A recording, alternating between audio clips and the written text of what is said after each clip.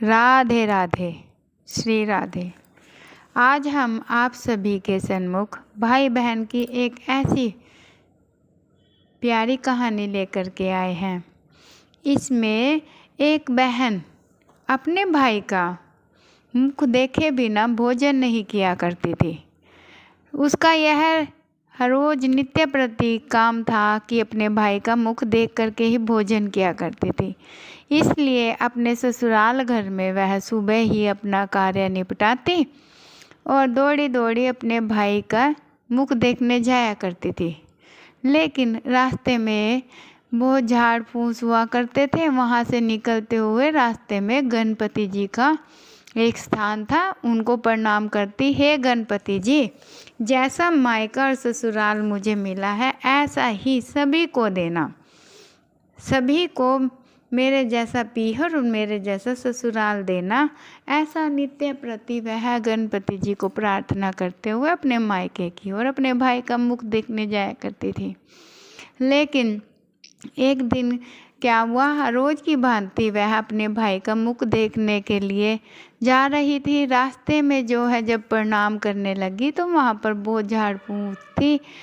गणपति जी को प्रणाम करते हुए, हे गणपति जी, जैसा पीहर और ससुराल मुझे मिला है ऐसा ही सभी को देना।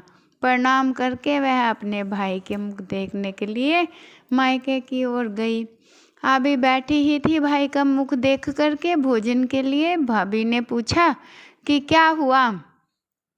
तो ननद बोली कि भाभी, रास्ते में झाड़ फूस है ना, उन्हीं में से कांटे लग गए पाँव में। बोले अच्छा। जैसे ही ननद घर से निकली तो भाभी ने भाई को आदेश दिया कि जाइए, पहले तो आप सारा रास्ता साफ करवा दीजिए जिससे कि तुम्हारी बहन को कोई परेशानी ना हो। उनके पाँव में कितने कांटे चुभ गए हैं। भाई ने आज्ञा का पालन करते हुए सारा रास्ता साफ कर दिया। अब वहीं पर ही जो गणपति जी को वो प्रणाम करती थी उनका भी स्थान हटा दिया वहाँ से।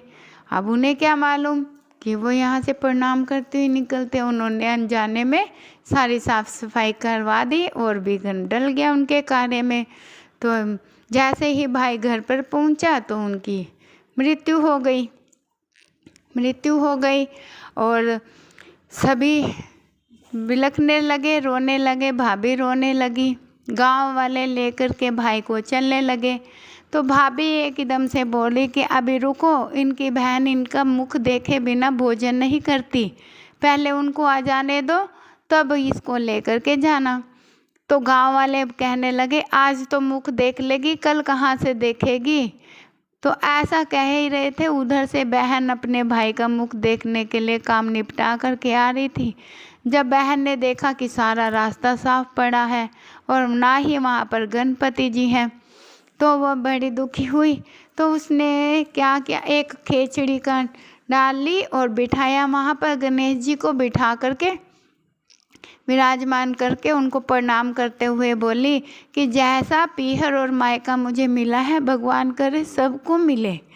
ऐसा प्रार्थना कर रही थी। प्रार्थना करके जैसे ही वो आगे चलने लगी तभी गणेश जी ने उसे आवाज़ लगाई, बेटी, यह खिचड़ी की 5 डाल लेकर के अपने संग में चलो और जब कच्चे दूध से इसको अपने भाई को छींटा लगा देना।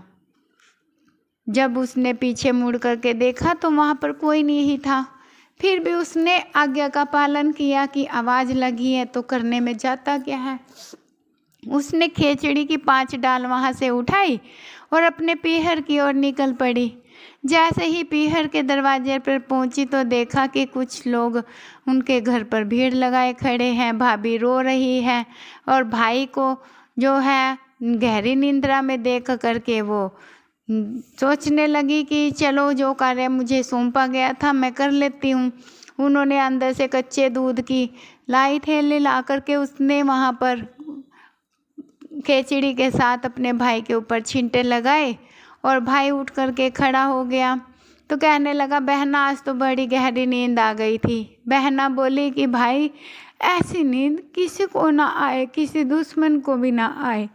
ऐसा कह करके उसने गणपति जी को प्रणाम किया और प्रणाम करते हुए कहने लगी कि हे मेरे दाता, ऐसा सभी को मिले पीहर और ससुराल जैसा मुझे मिला। गणपति जी कहने लगे यदि हम भक्तों की नहीं सुनेंगे तो हमारे बिना हमें पूजेगा कौन। बोलिए गणपति जी महाराज की जय।